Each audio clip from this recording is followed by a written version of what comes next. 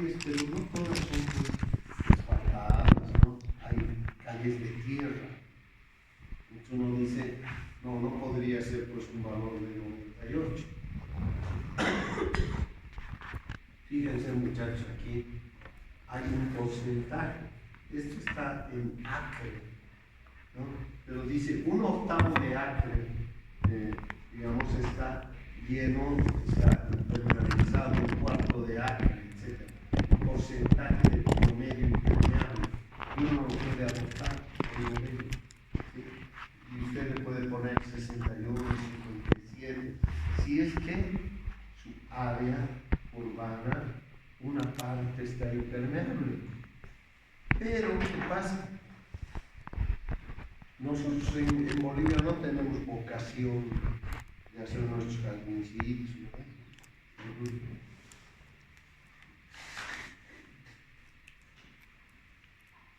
Ojalá que cuando ustedes sean ingenieros, como van a tener platita, ¿no? Entonces van a comprar así un terrenito en Huachilla, por ahí abajo, ¿no?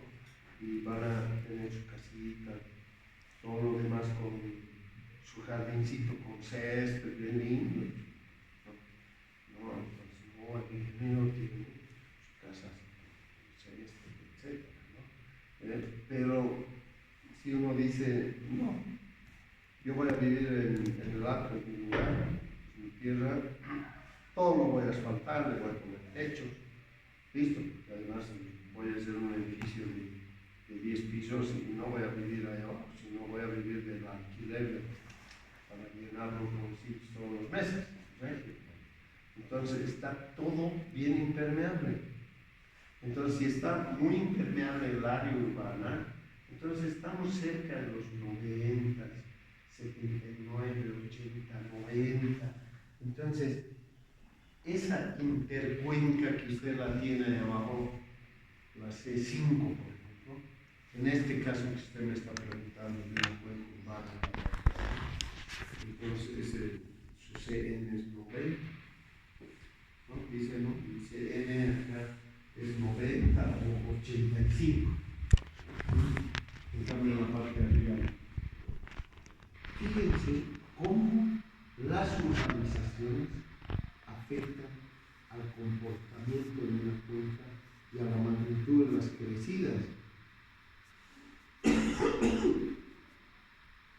Porque ¿qué pasa? ¿Sí? Cuando yo era muchacho no había nada aquí en Cotacota. Bajábamos en la calle 21 y era el único micro A, y con el Salas, con el Gómez, con todo, subíamos a pie, ¿sí? Hasta aquí al instituto, y esto parecía lejos, ¿no? Y ok, aquí nos esperaban los profesores, los alemanes, etc. Los alumnos, aquí nos sentamos con ustedes, ¿no?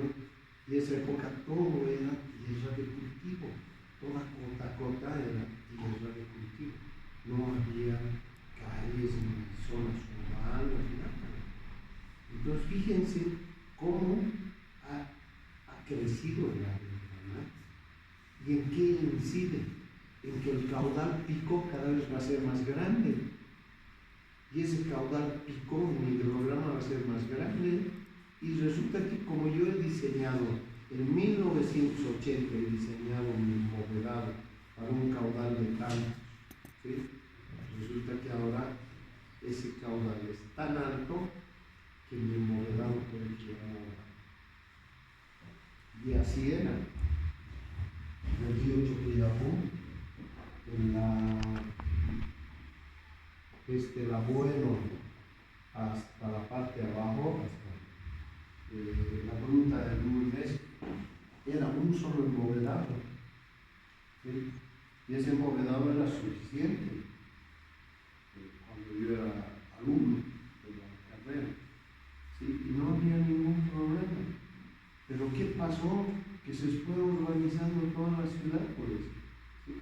Y una vez que se urbanizó toda la ciudad, ya hay un caudal pico de la mayor. Los que han decidido hacer un embovedado paralelo, allí en la Avenida de los Leones, ¿no?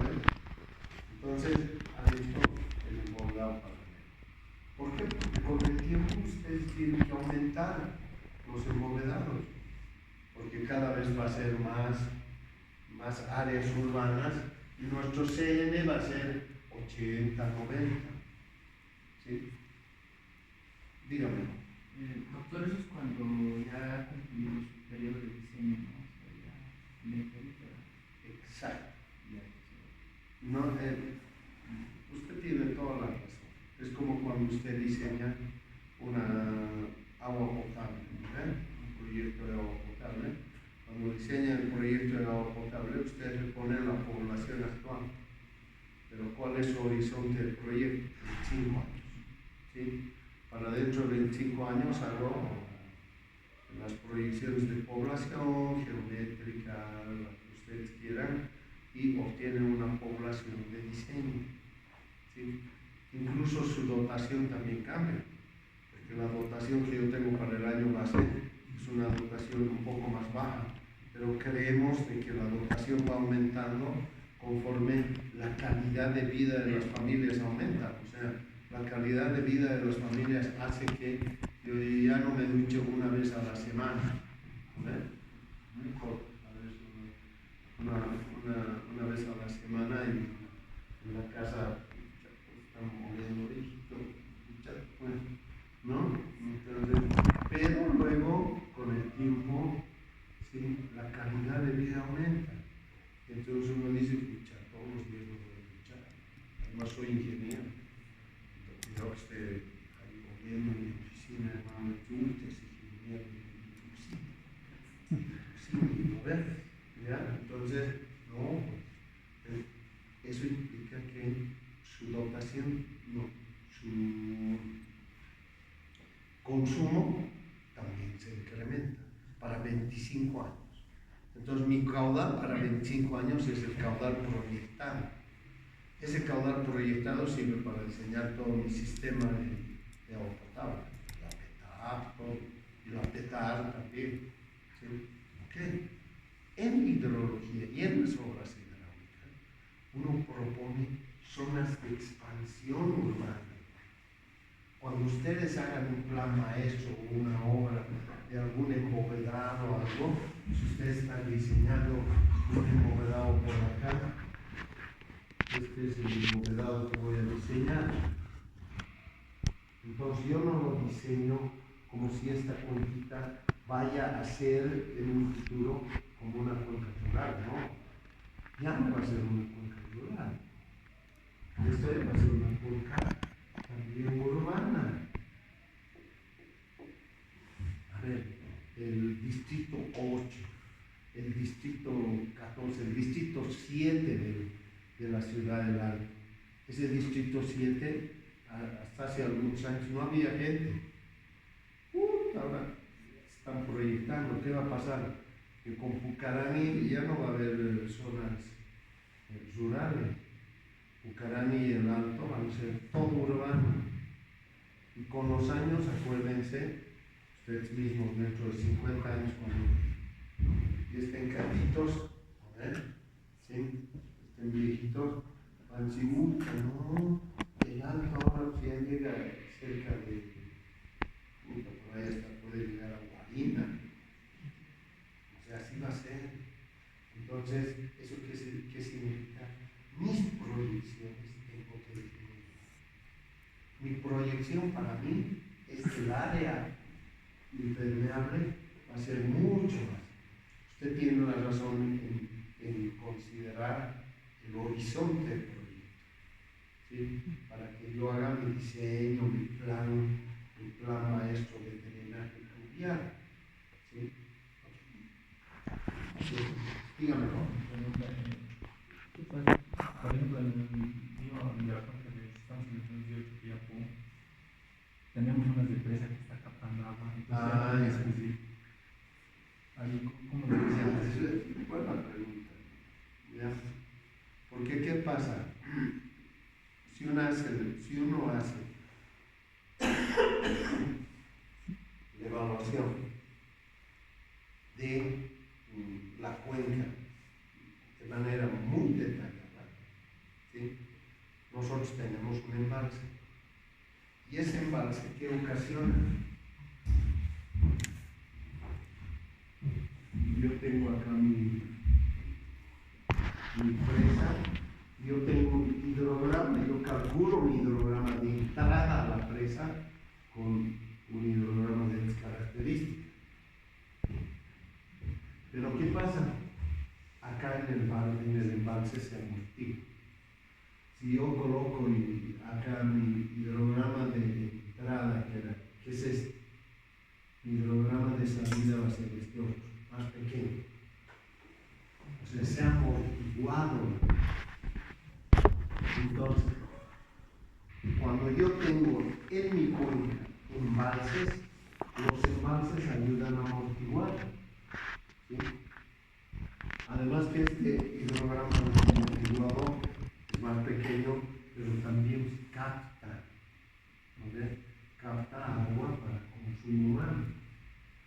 Las represas para consumo humano ayudan a reducir los hidrogramas de crecida, pero no se consiguen. Claro, no van a hablar con los neuroáreas, ¿no? Neuroáreas que he dicho el año pasado han abierto las presas, ¿no? Y como han abierto las presas, entonces ahora están soltando el agua. No, mentira, no es así. Nadie ha soltado el agua. EPSAS no ha soltado. Lo que pasa es que EPSAS tiene sus represas y las represas actúan así, de manera natural. Ahora, si esto está al límite, y aquí está su vertedero de excelencia, es lógico, eso quiere decir de que la presa está llena. Todo lo que venga luego con los hidrogramas ya no se va a almacenar, va a escurrir. Igual se va a amortiguar, por si acaso. Igual se amortigua. Pero ya esa cantidad de volumen ya pasa por encima del vertedero. Entonces, al pasar por encima del vertedero puede ocasionar problemas. Entonces, cuando usted hace un proyecto con embalses, etc., hágalo de manera detallada, así como le estoy diciendo. Un amortiguamiento de la onda de crecimiento, en su caso. ¿Sí? Ok, entonces, una vez que tienen todos los valores, joven, dígame. Una preguntita. ¿Qué pasaría si tuviéramos un tamaño de lote, digamos, de un acre y el porcentaje promedio impermeable de 65? No coincidiría. Ah, ya. Sí. O sea, ¿qué pasa si yo tengo un acre y resulta que es así? Sí. ¿No ves? O sea, ¿cómo le da? Sí. No, es cierto. Esto es para Gringolandia, ¿no ves? Es para Gringolandia, entonces es el azul. En cambio, nosotros estamos en el Colla Azul y en el Colla Suyo no pasa nada, los diagramas no funcionan. No, pues estos diagramas no funcionan. Sí, puede que no funcione. Nos aproximaremos lo más que se pueda, o sea, si con todas las limitaciones que tengamos, nos aproximaremos a nuestra situación. O sea, ustedes pueden anotar, ya, a ver, nuestros lotes de cuántos son, pues, aquí. A ver, en acres, uno tendría que ver, a ver, ¿cuánto es un acre? Acre a metros cuadrados.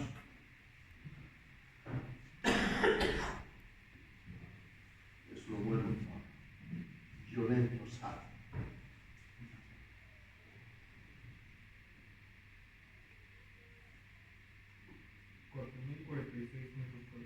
¿4.000 metros? ¿Quién tiene flotes de 4.000? Si yo tuviera de 4.000, no, ahí harían 2 mansiones. Sí, 2 mansiones y piscinas, cosas. No, pero nadie tiene eso. Entonces, o sea, un octavo de acre o un acre es un 4.000 metros. Un acre. Ya, a ver ahora un octavo, eso es más real. Un octavo de 4.000. 4.000 entre 8. Ya, es más razonable, ¿no? O sea, mi terrenito tiene 500, que también es exagerado, porque realmente tenemos terrenos de 300 metros grados, 250, pero ya, diremos este, ¿ya? Y mi porcentaje, aquí dice 65%, que es impermeable. Ya, puede ser, si tengo un paticito, que lo destino también a algunas actividades, no he echado todo con cemento, en fin, bueno, puedo adoptar este, y mi suelo no es tan arenoso, el arco no es tan arenoso, por ahí es un suelo B, entonces yo le pondría un 85. A ver, así voy jugando. Lo que pasa es que esto después son tablas convencionales que nosotros deberíamos haber investigado, ¿no? Oye, Montaño, ¿qué has hecho toda tu vida? ¿No? En el Instituto de Hidráulica, ¿qué has hecho? ¿Qué te gusta? No, mis curvas de intensidad de la exposición. ¿Y qué más has aportado para la ingeniería? ¿Qué van a seguir? No, nosotros queremos esto, porque esto es ingeniería. Y esto en ingeniería, siento mucho decir, eso nos choca a nosotros y nos dice, ustedes no somos investigadores de la ingeniería, porque deberían haber definido correctamente cómo reacciona eso, ¿no? Para saber es un 77, un 75, etc. ¿No? ¿Cómo se hace eso? Se calibra hacia atrás. Cuando yo tengo datos de precipitación y caudal, tengo una estación hidrométrica, yo calibro hacia atrás. Y digo, mi cuenca, mi CN, está, los calibro. ¿Ya? Entonces, aún así, lo que yo quiero es que ustedes aprendan a manejar el software. Eso sí, ¿sí? Porque luego pueden calibrarlo.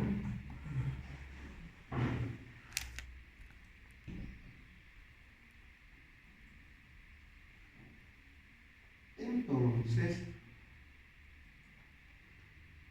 ustedes van colocando todos los CNs, fíjense, todos los CNs de acá, 75. ¿Sí? Y además, miren, en este libro hay otras cosas más, por si acaso.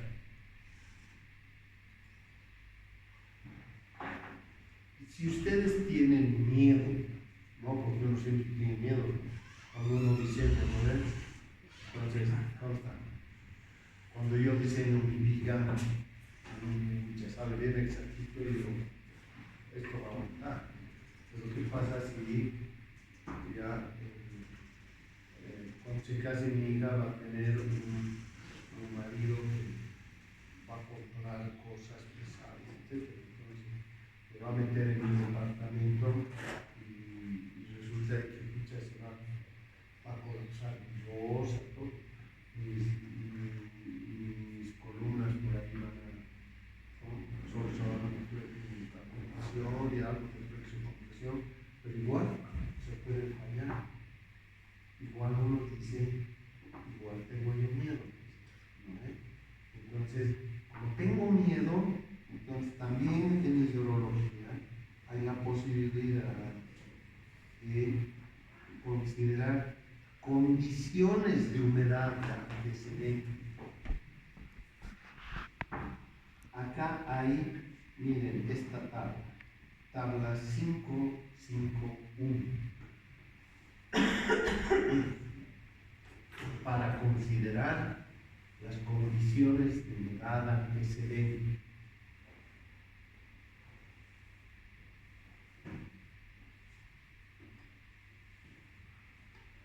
¿Esto qué significa? Esta tabla dice, yo voy a determinar mi CN no para la condición de humedad antecedente 2, como dice la tabla. Miren, esta famosa tabla dice, aquí en el título dice, número de curva de escorrentía para usos selectos de tierra agrícola, suburbana y urbana, condiciones de humedad antecedente. 2 es el promedio. Pero si yo tengo miedo, muchachos, si ustedes tienen miedo, ¿sí? Colóquenle la condición de humedad antecedente 3. Y hay una ecuación, fíjense, hay 2 ecuaciones. Ahí están, miren, las ecuaciones 557 y 558. ¿Qué dicen estas ecuaciones? O sea, ustedes han determinado el CN2 con la tabla. Pero yo, como tengo miedo, puede pasar cualquier cosa en mi cuenta, entonces le voy a poner CN3. O sea, mi CN lo voy a calcular para condición de humedad antecedente 3. Y esa condición de humedad antecedente 3, ¿cómo es? A ver, supongamos que su CN es 80. ¿Lo pueden reemplazar en esta ecuación? 80 por 0,13 más 10. Luego el inverso,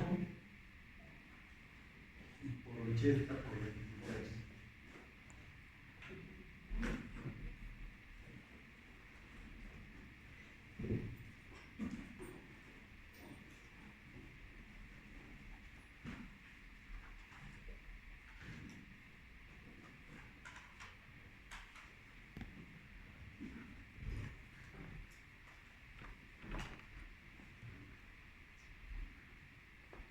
¿Cuánto le ha salido?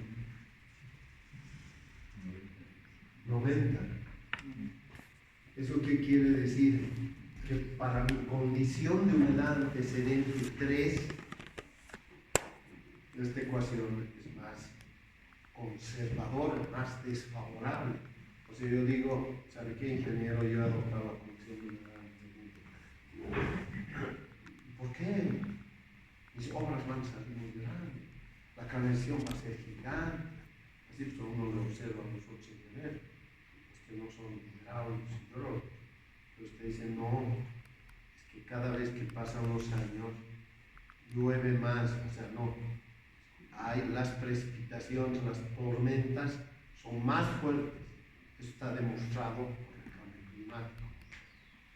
Y si no, todo lo que ha pasado estos días también. ¿Eso qué quiere decir? Que ustedes lo pueden transformar esos CNs a este CN. ¿Ya? Si yo estoy haciendo una canalización para el compañero Evo, ¿no? Ingeniero, me tienes que calcular. Ya, listo. Entonces, y el compañero Evo vive, ¿dónde? En un lugar donde todo el tiempo llueve, viejo. O sea, en el Chapare todo el tiempo llueve. Ustedes van en junio, cuando aquí no hay nada de lluvia, y allí está lloviendo. ¿Cuánto llueve? 6.000 milímetros al año. ¿Ya? Entonces, si me dicen que diseñe algo para el Chapare, voy a aumentar. Voy a utilizar condición de humedad. Pero si yo estoy haciendo un diseño de un embovedado, una canalización, en el Silala no llueve. Ya apenas llueve, ¿cuánto? Menos de 100 milímetros, de sus 6.000 al otro lado. ¿No? Entonces yo digo, no, ¿para qué lo dejo nomás en CN2? Y listo, no va a pasar nada. ¿No? ¿Entienden cómo lo define, no? La condición de humedad. Entonces, porque esa condición de humedad antecedente está en el otro cuadro acá. Ahí está, ¿no? Condición de humedad antecedente. ¿Listo? Entonces, yo les recomiendo que ustedes trabajen para esa condición de humedad antecedente 3, ¿ya? Por cuestiones de seguridad. ¿Ok? ¿Listo? Ya, muchachos. Entonces, esos CNs lo van a poner en el modelo.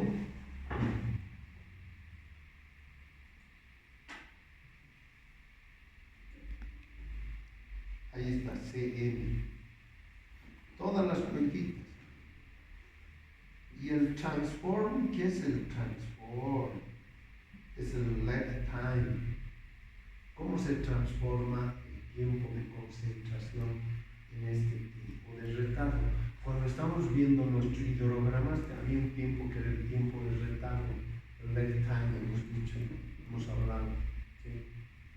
Ese lag time es 0,6 del tiempo de concentración.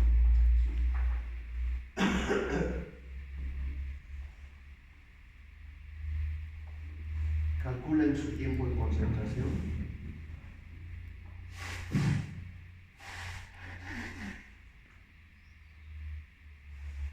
Ya han calculado su tiempo de concentración, ¿no ven? En sus cuencas. ¿Qué método han utilizado? El método de Kirpich. Entonces, de cada subcuenquita han calculado su tiempo de concentración. Les ha salido 20 minutos. Por 0,6 es el next time. ¿De acuerdo? Entonces, ahí donde dice la subbase, la subcuenca, ya hemos metido todos los datos. Ya hemos metido todos los datos. ¿Ya? Entonces, ¿qué debemos meter ahora? ¿Qué datos más debemos meter? Los datos del tramo, aquí de este tramo, de ese tramo. Y ese tramo es el lugar donde se propagan las crecidas, ¿no ven? Esas crecidas se propagan. Y para entender la teoría de eso, nos vamos a ir a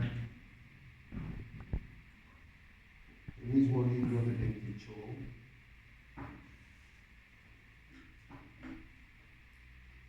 ¿Dónde lo tengo? Aquí está. Por el Muskingum.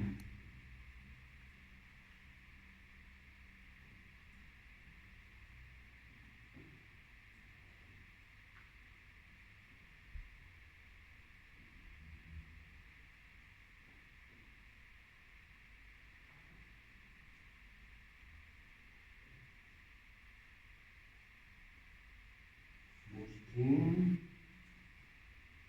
¿Dónde está? El Muskingum no está.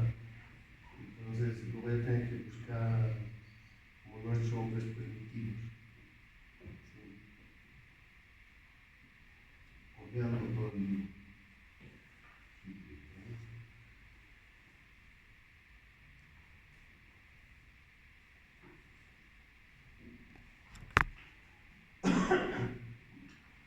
Tránsito agregado de crecientes. Y el otro es el tránsito distribuido de crecientes. Miren, este capítulo 9, el tránsito distribuido de crecientes, se basa en la ecuación de Saint-Bernard, ¿sí? En francés, que ha propuesto la ecuación. ¿Sí? Es la ecuación más consistente de la hidráulica de canales. ¿No ven? ¿Ya? Entonces, y nosotros nos vamos al 240, 49.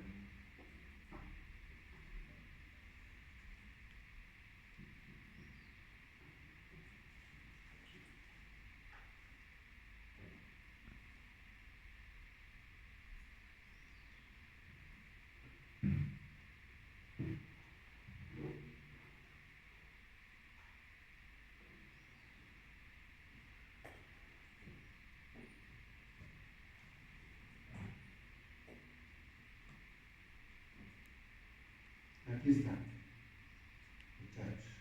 Este es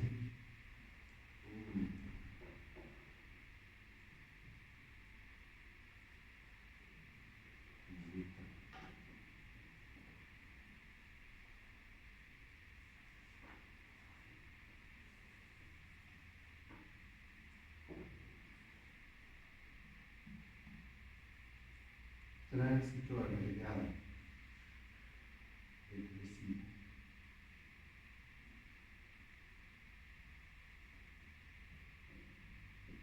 Y aquí está el tránsito hidrológico en ríos.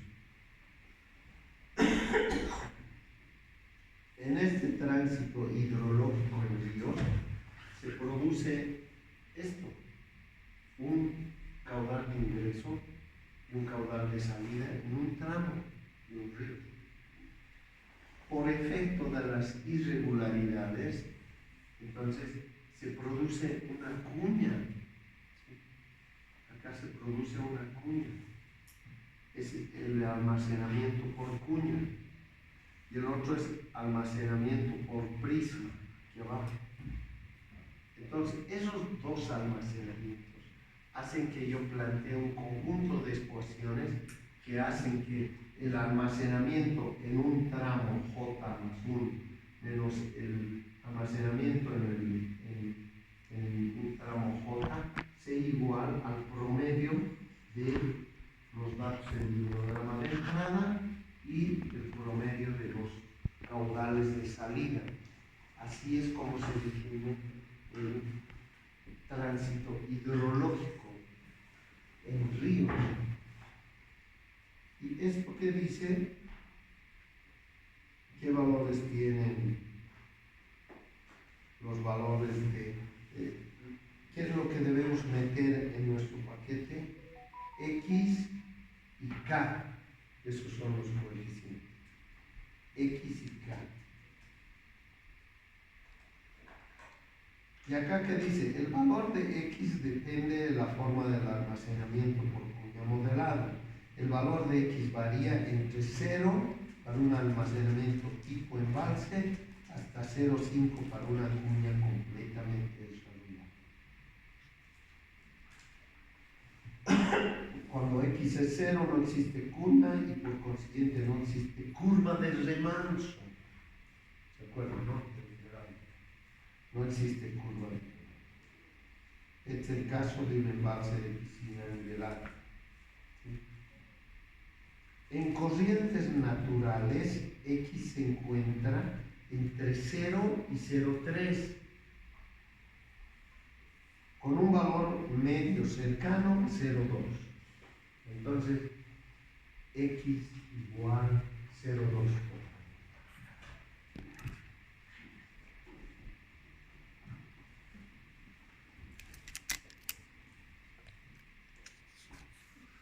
¿Y qué es K? El tiempo de tránsito. Es el tiempo que transita una hidrograma de crecida desde aquí hasta aquí. Es un tiempo de tránsito. Entonces, muchachos, ese tiempo de tránsito ustedes tienen que estimar. Hay varios métodos para calcular, pero uno lo estima. Es más o menos la longitud del río.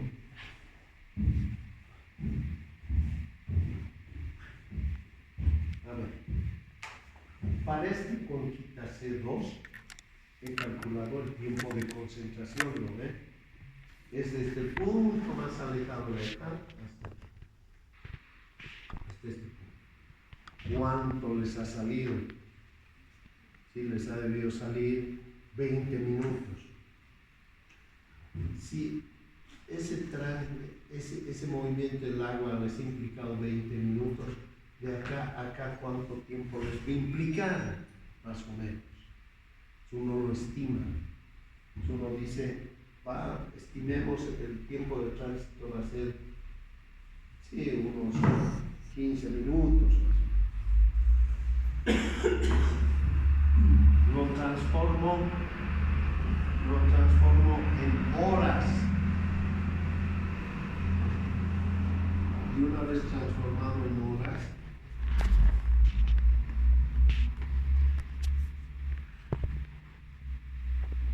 entonces yo lo meto aquí al T1. Aquí está el T1. Primero que escojo el método de Muskingum. Y una vez que elijo el método de Muskingum, me voy al routing. Ya en el routing, ¿qué le tienen que dar? K. Ahí está K. En horas.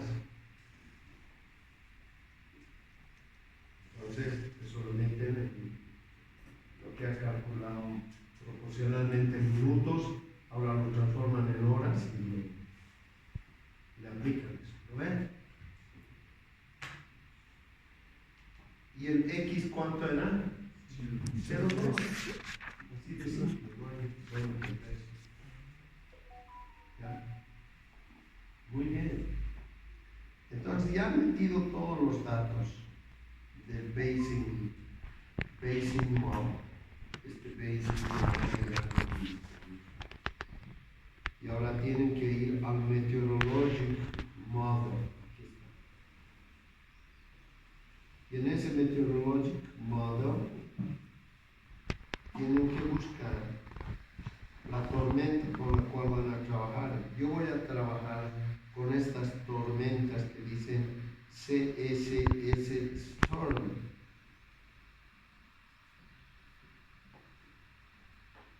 ¿Cuáles son esas tormentas? Ya hemos explicado en una clase anterior. Había tipo 1, tipo 2, tipo 3, ¿se acuerdan de estas tormentas? Tipo 1, tipo 2, tipo 3. Les hemos mostrado también. ¿No? Ustedes eligen. ¿Ya? Entonces le hacen clic en Meteorological, Met 1, ¿sí? Y ahí les va a aparecer SSS Story. ¿Qué le tienen que poner? En milímetros la altura o la precipitación en milímetros para el periodo de retorno que han determinado. Han hecho pues de todos los P24, ¿no ven? Han obtenido su base de datos, todos los P24 los cuentan. Y aplíquenle el método D para determinar para el periodo de retorno, el método de Gamble. Pues ya no vamos a ver de tecnología básica, ¿no?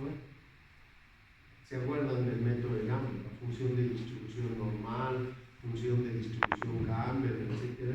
Y bueno, incluso ahí hacían una prueba de bondad de acústica. Aquí vamos a suponer que ustedes van a calcular para un periodo de retorno de 100 años esa precipitación. Ahí está en milímetros. ¿Qué tipo de tormenta? Tipo 2. ¿Por qué? Porque hemos dicho que nadie ha hecho este análisis para Bolivia. El único que ha hecho para La Paz es el Luna, José Antonio Luna. Ha sacado una evaluación y ha demostrado que más o menos su distribución se asemeja a una tormenta de tipo 2. ¿Ya? Esos son los datos de meteorología. Y luego van al componente Control Specification. Y acá en el Control Specification ustedes tienen que poner el Start Date. Ustedes quieren que se los calcule como hipotéticamente como si estuviéramos haciendo algo para el 1 de enero del 2025. Como yo soy medio mandaraque, pues voy a decir el 1 de enero va a tirar una tormenta. Y con el Start Time 00 y con el End Time le voy a poner 3 de enero del 25. Hasta ese momento me lo va a calcular en el programa. Esto es hipotético porque solo San Pedro sabe cuándo va a caer, qué día va a caer. Por ahí va a caer el 2050, una crecida maldita como la que vamos a calcular. Uno no sabe. Y acá uno elige el intervalo que ustedes quieren que les calcule y les dé. Bueno, espero que todo esté bien para que luego nos vayamos a Compute. Ahí está compute. Y ahí create simulation. Yo puedo crear un run 2, yo he creado un select run, yo he creado un run 1. ¿Sí? ¿Qué es el? Lo hago correr.